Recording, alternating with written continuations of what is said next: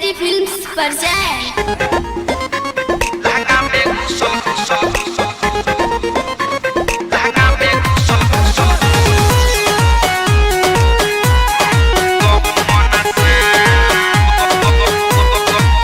Music by DJ Shiv Narayan. Recording by Sethi Films Sitamarhi. याद बाप रे हे बा गहंगा में घुसल गहूँ मन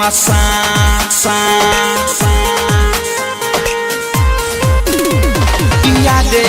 बाप रे हे बा गहंगा में घुसल गहूँ मन लागटा डर देह करे थर थर एकरा देखिए के भइल बाटे माथा खराब किया रे बाप रे हे बा लहंगा में घुसल गहूँ मन किया रे बाप रे हे बा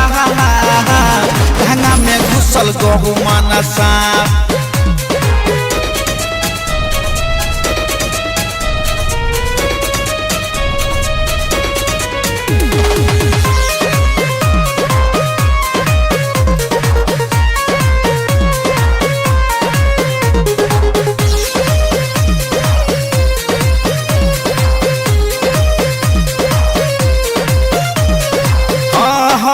सजिया पसुतल रहनी गइली डेराई लहंगा में हमारा गइल समाई रे सखी सजिया पसुतल रहनी गइली डेराई लहंगा में हमारा गइल समाई मोटे लो में बरका रहे देखिए के भगनी जो है तो है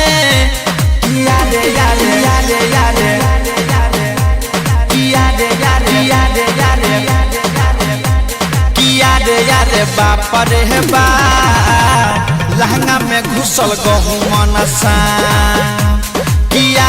रे बाप रे बा लहंगा में घुसल गहूँ मन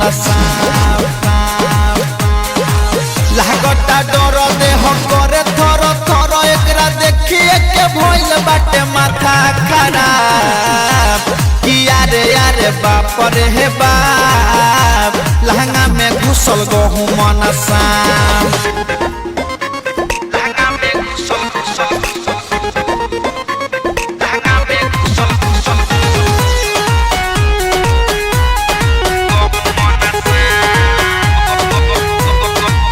Music by DJ Shiv Narayan.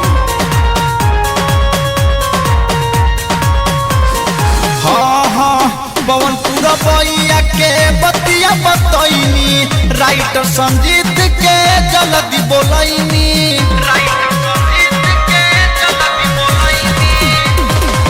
पवन पूरा बैया के बतिया बतैनी राइटर संजीत के जल्दी बोलैनी अरुण मुकेश रंजित बारा है मारे लौकरा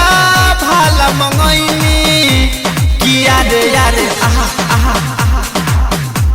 किया रे आहा आहा किया रे बाप रे बा लहंगा में घुसल गहूँ मन किया रे बाप रे बा लहंगा में घुसल गहूँ मन